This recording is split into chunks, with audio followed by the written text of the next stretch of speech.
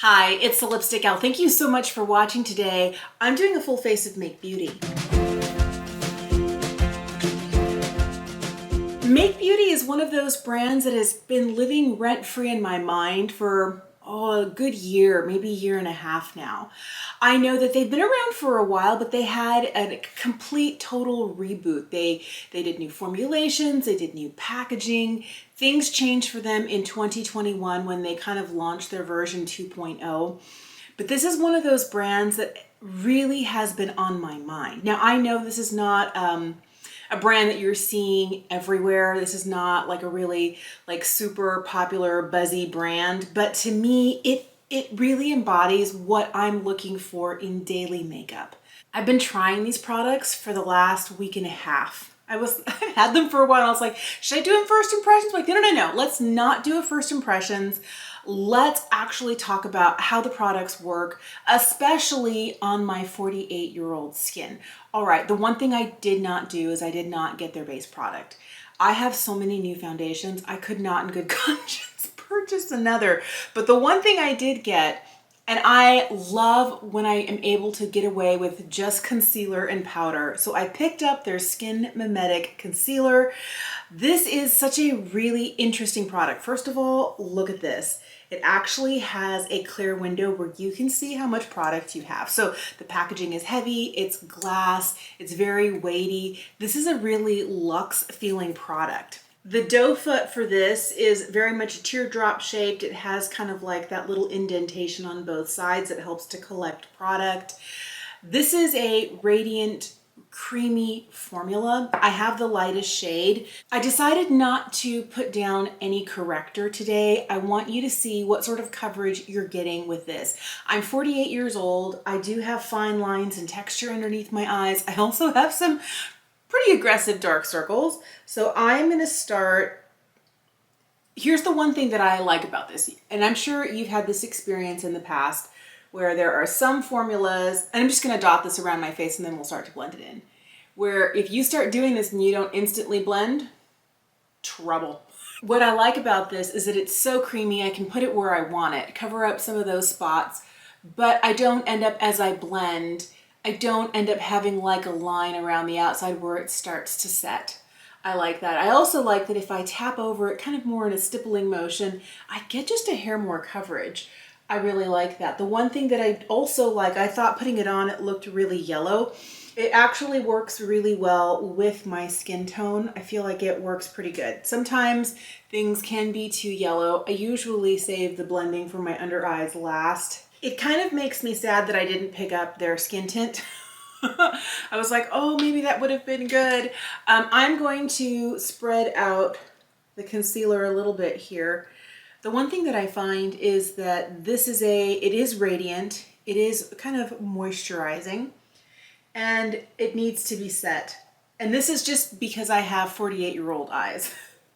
And the under eye area I find that there are some formulas that I can put on and I can go a couple minutes and then bring a powder in to set and I don't have product collecting in my under eyes. And this instantly kind of goes into all of my little teeny tiny fine lines and the pigment starts to build up. This is not the sort of coverage for my dark circles where like you can't see any of it. The older I get, I usually don't like to put on so much concealer, so much corrector, so much powder that you can't see any of the darkness under my eyes because then it's just cake city. I don't like products that are that heavy. I do like that there is a little bit of yellow to this. I feel like it helps with the overall darkness that I experience under my eye. There is a little bit of tone correcting going on there. So not only is this a good skin tone match for me, I feel like it has just enough pigment and is buildable so it actually takes care of those spots I really am trying to conceal without looking really heavy. It does also leave a really pretty glow. So I have it literally all over my face and I feel like it really does give that lovely skin-like but perfected look. I'm gonna go right on to their translucent powder. This is called their diffusion set. I have the lightest shade in Fair. What I love about this is, look, refillable. Yes, I love when brands do that. And it goes in here and it safely stays and it's not going to fall out with any, I mean, if I were to drop it, probably, because like Anything breaks if you drop it, but the magnet is so strong that it really holds on to the pan. The pan doesn't spin as you're going in. So I'm gonna take a smaller brush, get a little bit on here. And this is where, because this is a more radiant concealer, where I have to double check that I don't have any, and I do have a little bit collecting in some of my fine lines. So I tap it out lightly with my finger, and then I go in and I lightly set. Now, there are some powders, the older I get, that make my under eyes look like a dry desert. They age me by 10 years. They do me no favors. I don't find that this actually looks bad. I also feel like if I want it to never, ever, ever settle, because the Radiant Concealer it is creamy, it is hydrating. Partway through the day, there have been days that I've found little teeny tiny creases of concealer, like where they normally would collect before I put powder over the top, after I've set it partway through the day. The one thing I'll tell you is if I want to make sure that doesn't happen, I need more powder. And so I'm going to give myself just another quick light tap over the top, hoping to make sure that I get enough to set without it ending up looking dry. But I have really been enjoying this powder.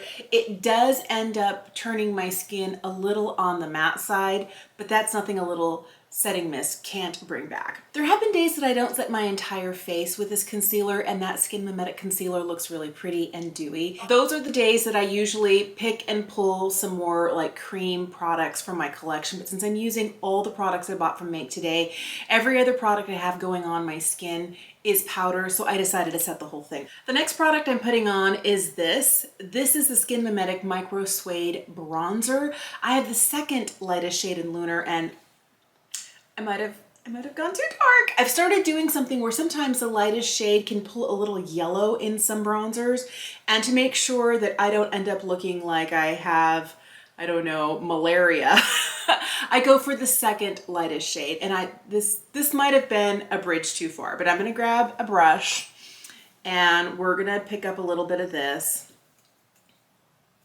Be really careful. But I do like the formula of this. I find that this blends really easily and it is buildable. It's not like instant pigment. There are some bronzing formulas at the minute you touch them down, I mean, it looks pretty. Something that's interesting about this is there's hyaluronic acid in this powder. It has ceramides in it as well. The same is true for their pressed powder, so it's never really gonna make you look too dry. I don't ever feel like I get too much of that dry, powdery feeling. I don't feel like these powders from this line make me look older. I feel like overall, it's actually a really, really easy to use and attractive, especially for my more mature skin, line of powders. The Skin Mimetic Micro Suede Blush is another one of those products. I mean, the packaging is exquisite.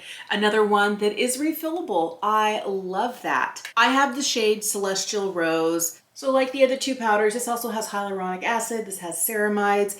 It's meant really to kind of mimic the look of skin. And I feel like it does a pretty good job. Does it look like a powder? Yeah, but is it really powdery? Nah. I picked up two of the brow products. I know they have a third one, a clear one, but I picked up their Sculpting Brow Tint and I picked up their Blade line. So this is a product that is kind of like a slightly chubbier but kind of more thin shaped pencil, and it has a spoolie on the other end. I'm using the shade Cool Brown.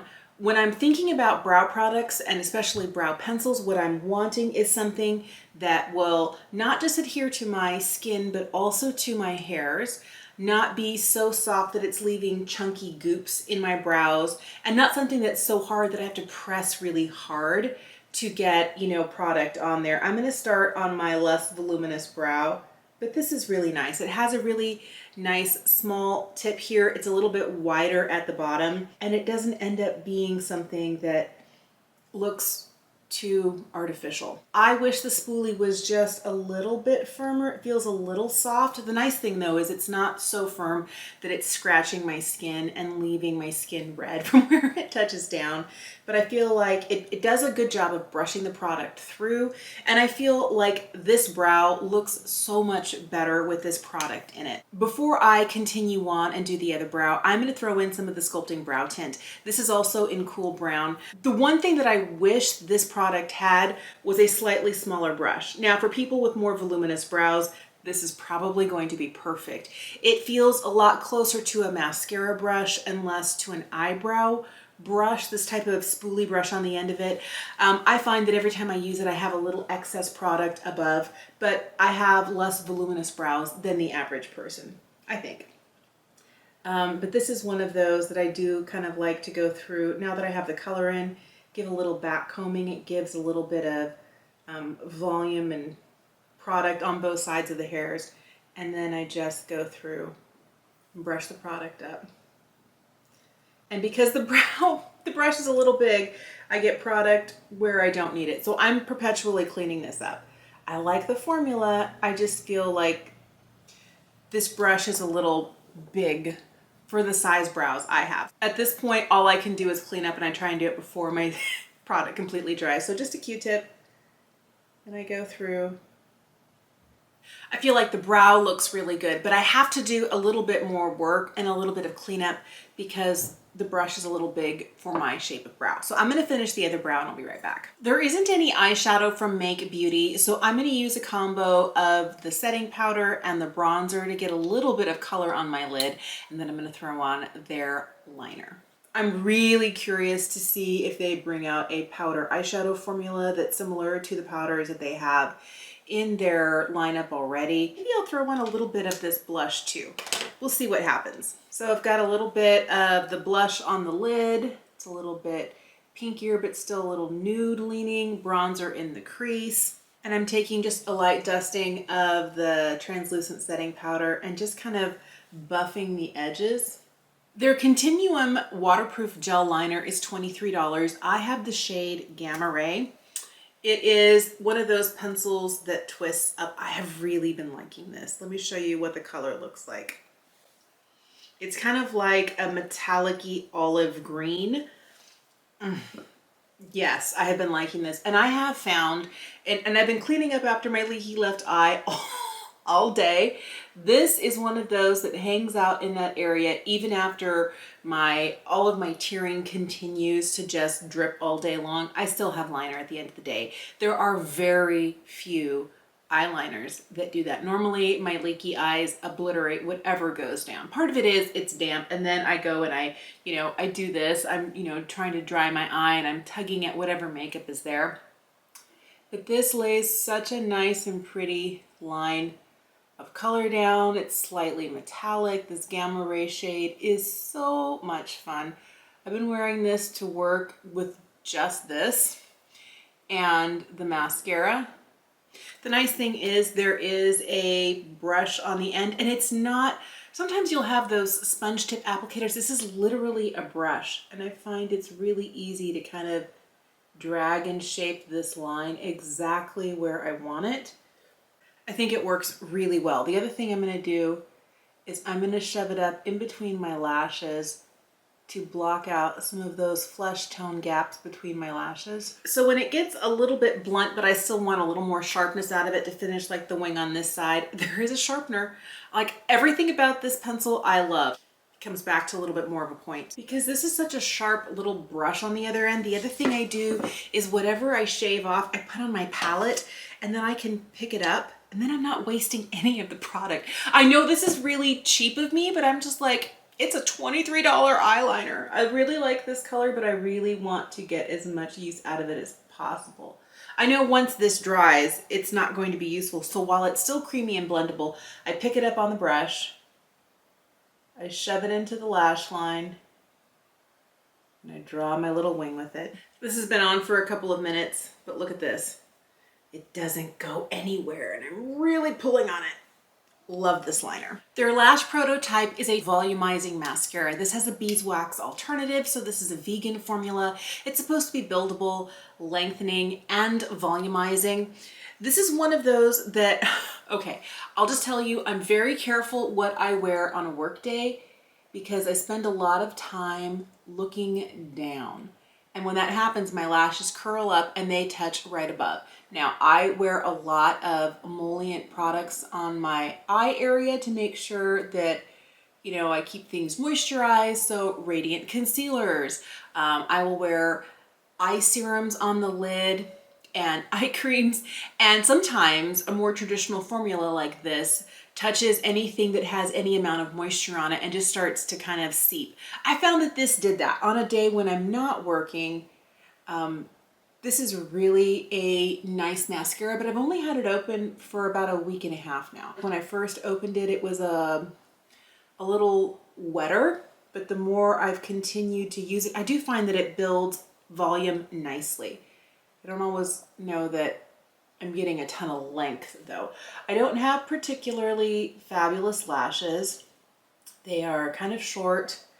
They are not terribly voluminous. They do point downward, so I gave them a quick curl before I started putting this on. The last thing I wanted to put on is a lip product, and this is their Lip Serum Intense. They first came out with just a regular lip serum, and they sent a little mini of this with my order. I ordered over $75 worth of products, so they included this as a bonus. So I've been trying out their lip serum, but their Lip Serum Intense that has a little bit of color has really been the product I have been reaching for the most out of everything that I've purchased. This is the shade Anti-Gravity. So it comes with a really chunky little doe foot. Here's what Anti-Gravity looks like on. It feels really, really comfortable on the lips. The same thing is true with the sample they sent me. This one here is Nude Nova. Let me swatch this one for you. I find that this tends to look just a little bit more like there's a little blob of it here, like clear. Clear with the ever so slightest hint of nude or almost apricot to it. It's a little peach leading. I think you can see that here on the tip, but they have a very similar feel. Both of these feel the same, but the Intense is the one that has more pigment to it. This has a very sheer, almost undetectable color to it. So on days that I'm not wearing makeup, I do reach for this one, but this is just such a pretty product. I find that I'll start out with a more pigmented lip product at the beginning of the day. After lunch, I've been eating, drinking coffee, drinking from my water bottle. I've had a meal, and most of my whatever I put on at the beginning of the day is gone. I'll just end up pulling this. I've been carrying it around in my pocket. I've been keeping it in my purse. I've been keeping it in my scrubs pocket at work to wear underneath my mask. This is kind of out of everything the product that has gotten the most use since it's been here, but here's where I remind you, I love lip products and I love comfortable lip products, and this one really is. The claims for this is that it offers instant hydration. I'd say that's true. It is also kind of smoothing and plumping. I don't know that it's terribly like plumping. This is not like your Too Faced lip injection that's going to like, oh, my lips, they're on fire. And pretty soon your lips have a little irritation going on. There's circulation that comes to your lips and all of a sudden your lips kind of like look a little fuller. No, no, no, no. This doesn't do that. I think the idea of this looking smoother and plumper just comes from being hydrated.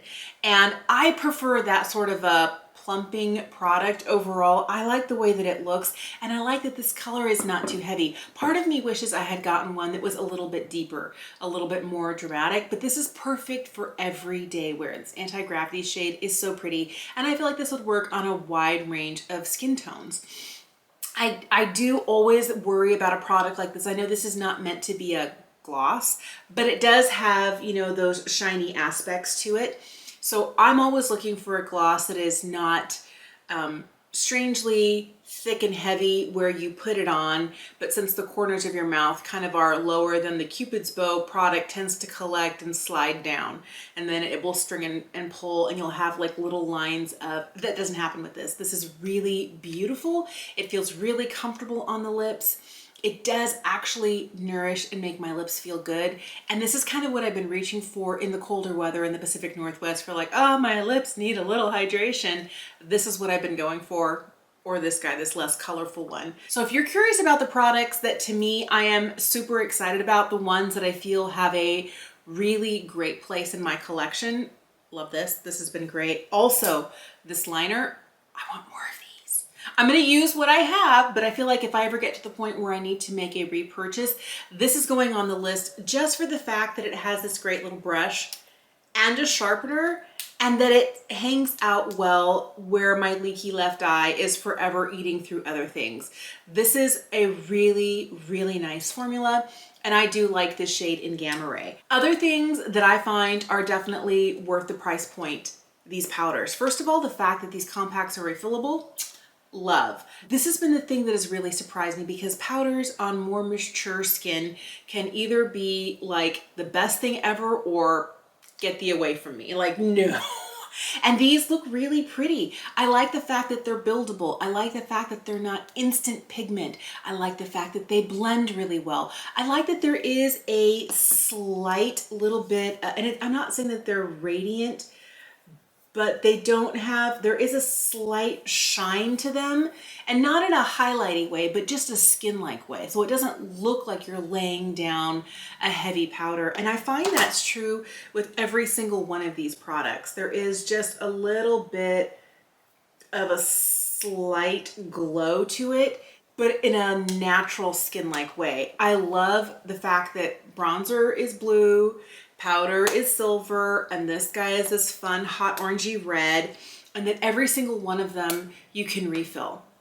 Love, love, love. The other 4 products that I have, it all comes down to what sort of products are you looking for. I feel like this lash prototype, it's nice, it gives a good look, but I don't know that this beats out my Lancome Monsieur Big or the Lash Idole. This is kind of an expensive mascara. She's $26. So at a $26 price point, I'm gonna need this mascara to be better than my other high-end mascaras. And it's a good mascara, but it's not a like, oh my goodness, my life is so different mascara. I like this concealer. I'm not sure that this concealer is rising above everything else I have. The one thing I'll tell you is I do like that it is slightly yellow leaning. This is the lightest shade because it does help neutralize some of those dark spots I have underneath my eyes. It is very radiant. It is kind of glowy, and that is good, but I feel like it, maybe if I could dial down the radiance in this formula just a hair, it would make it last a little bit longer underneath the eyes. Now, I haven't paired it with any other powder other than the one from Make. So when I wear these two together, maybe I'm not putting enough of this. Maybe I'm using too much of this. I don't know. I find that I still do get a little bit of creasing, and I had a little bit of that going on earlier. I've already kind of buffed it out twice. The nice thing is it's not hard to buff out. So if you were to take like a little synthetic brush and just kind of do this, it kind of helps to redistribute the concealer that is collecting in those fine lines underneath my eyes. And then there's a layer of powder over it. So I feel like you do see those little lines of pigment. I get it mostly under my left eye as opposed to my right. Maybe I have more creases there, but I feel like this looks really pretty on the skin. I mean, look how pretty that is. But if I could dial the radiance down by just a hair, maybe it would sit better in this area. And maybe what I need to do is start trying this with other powders in my collection and maybe realize this is great all over the face, but paired with this does not work well under the eye. I am curious to see how this works with other concealers in my collection under the eye because it doesn't look bad, but it doesn't stay all day. I like the blade line. I already told you I wish that the spoolie was a little bit heavier duty, a little bit firmer, but I really do like the fact that this is kind of like a you know, thinner at one point, slightly wider at the bottom, but it is the right consistency. It's not too soft. It's not too hard. It gives good pigment. It does look nice. This I like the formula of, but this brush is just too big for me. It's too big for me. I wish it was just a little bit smaller. I do find that it tints my brows beautifully, but my favorite part about this is the color. I can use just this in my brows and it tints my hairs enough that it looks like I've gone to the salon and gotten my brows dyed. I like this for the color. I just would like a slightly smaller spoolie. I'm really, really pleased with the sort of look that this gives. It's just enough. It's not too much. I feel like, with the exception of the under eye issue that I have with the concealer and the powder, this is such a pretty look and it wears well all day. I've been wearing this makeup a lot and it has been working really well for me. I feel like the standout products for me are the liner. I really like the lip serum Intense. I feel like there's a lot of really good products here. None of these I feel like are bad. I don't feel like any of these are like, you don't need it, don't waste your money. No, no, no, no. I feel like they're really good products, but after using them for a week and a half straight, I feel like I kind of know where things are going. I'm really curious to see what in about a month and a half to 2 months I'm still reaching for. Or what makes me go, man, I want another one of those in a different color. I'm very curious to see kind of what rises to the top and what is just, oh yeah, it's all right. I would love to know, have you tried Make Beauty? Do you have favorites from this line? Is this a line that is intriguing to you? Is there another brand that is always calling your name? You're like, I've never tried it. I don't know. What do you think about XYZ? Let me know what brand that is in the comment section down below. Thank you so much for watching. Have an incredible day, and I'll see you again soon.